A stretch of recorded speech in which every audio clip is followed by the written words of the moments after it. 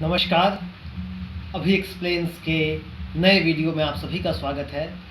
मैं अभिषेक कुमार सिंह आज आप सभी के सामने भारत में जो गलगोटिया यूनिवर्सिटी और एआई समिट को लेकर चर्चा चल रही है उस पर एक नए नज़रिए को पेश करना चाहूँगा कि जैसा कि हम सभी देख रहे हैं कि एआई समिट में गलगोटिया यूनिवर्सिटी के ड्रोन और उनके रोबोडॉग को लेकर जितनी कंट्रोवर्सी चल रही है, जितनी चर्चाएं चल रही हैं, उससे एक बात तो स्पष्ट है कि अभी हमें एआई पर और साइंटिफिक टेम्परामेंट को लेकर एक नए डेवलपमेंट की ज़रूरत है। हमारे नज़रिए में, हमारे यूनिवर्सिटीज़ में, हमारे शिक्षण संस्थान में इसे लेकर एक नए टेम्परामेंट की ज़रूरत है और इससे कोई इनकार नहीं कर सकता।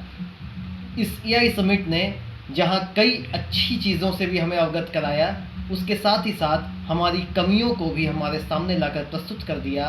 इसीलिए इस घटना को हमें एक अवसर की तरह देखना चाहिए और इसके साथ ज़रूरी है कि हम इस घटना के एक बड़े व्यापक पहलू पर विचार करें, जो कि है भारत में प्राइवेट यूनिवर्सिटीज़ और उसमें पढ़ने वाले स्टूडेंट्स का भविष्य।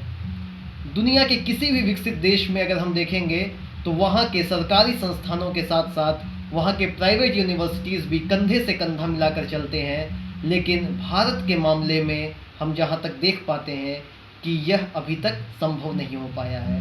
उसका कारण ये है कि आज भी हम देखेंगे कि जब भी रिसर्च एंड डेवलपमेंट की बात होती है तो पूरे देश और दुनिया की नज़र जब भारत की तरफ आती है तो उनका सीधा फोकस होता है आईआईएससी बेंगलोर और आईआईटीज़ जैसे संस्थानों पर, जो हमारे प्रीमियर इंस्टीट्यूट्स हैं। और ये इंस्टीट्यूट ये दर्शाते हैं कि कैसे भारत के सबसे शानदार माइंड्स यहीं पर रहकर रिसर्च करते हैं। लेकिन जैसा कि हम जानते हैं कि 140 करोड़ की आबादी वाले भारत में हमें ज़रूरत है प्राइवेट यूनिवर्सिटीज़ की जो आईआईटीज़, आईआईएम और आईआईएससी जैसे इंस्टीट्यूट्स की बराबरी कर सकें। उसका कारण ये है कि इतनी बड़ी जनसंख्या और इतनी बड़ी आबादी को सिर्फ सरकारी संस्थानों के भरोसे छोड़ना बहुत मुश्किल हो जाएगा। दुनिया के विकसित देशों में खड़ा होने की भारत की जो कल्पनाएं हैं, संकल्पनाएं हैं और हमारी जो कोशिश है, इस कोशिश को यदि हमें पूरा करना है तो हमें पीपीपी मॉडल को मजबूत करना होगा। और इसके लिए हमारे प्राइवेट यूनिवर्सिटीज़ को यह विचार करना होगा कि कैसे सिर्फ बाहरी चमक दमक और दिखावे को छोड़कर हम बुनियादी तौर पर ऐसे स्किल टेस्ट और ऐसे स्किल हब्स डेवलप करें जहां पर विद्यार्थी जाएं और सिर्फ फीस भरकर डिग्री लेने भर का काम ना हो, जबकि उसकी जो महत्ता है वो इससे स्थापित होगी कि कैसे हम वहाँ पर बेहतर साइंटिफिक रिसर्च कर सके, डेवलपमेंट कर सके। क्योंकि दुनिया हमें एक उम्मीद भरी नज़रों से देख रही है।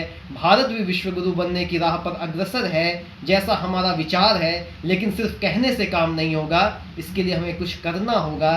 और निश्चित रूप से मानकर चलिए कि इसके लिए हम सबको मिलकर काम करना होगा। जैसा कि अटल जी ने कहा था कि बाधाएं आती हैं आएँ। हमने देखा कि हमारे रास्ते में, हमारे मार्ग में बाधाएं आ रही हैं, लेकिन बाधाएं आती हैं आएँ, घिरे प्रलय की घोर घटाएं, पाँवों के नीचे अंगारे, सिर पर बरसे यदि ज्वालाएं, हाथ से रुदन में तूफानों में, अमर असंख्यक बलिदानों में, उद्यानों में, वीरानों में, अपमानों में, सम्मानों में, उन्नत मस्तक उभरा सीना, पीड़ाओं में पलना होगा, कदम मिलाकर चलना होगा, कदम मिलाकर चलना होगा। यही भारत की आवाज़ है और बुलंद भारत की बुलंद तस्वीर तभी संभव हो पाएगी जब हम कदम से कदम मिलाकर किसी को नीचा दिखाने की दृष्टि से नहीं, बल्कि सबको एक साथ लेकर उठने की संभावनाओं को साकार करने की कल्पना को और मजबूत करेंगे।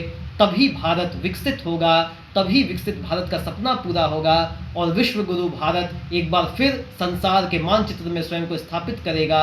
इसी उम्मीद एवं विश्वास के साथ वाणी को विराम देता हूँ। जय हिंद, जय भारत।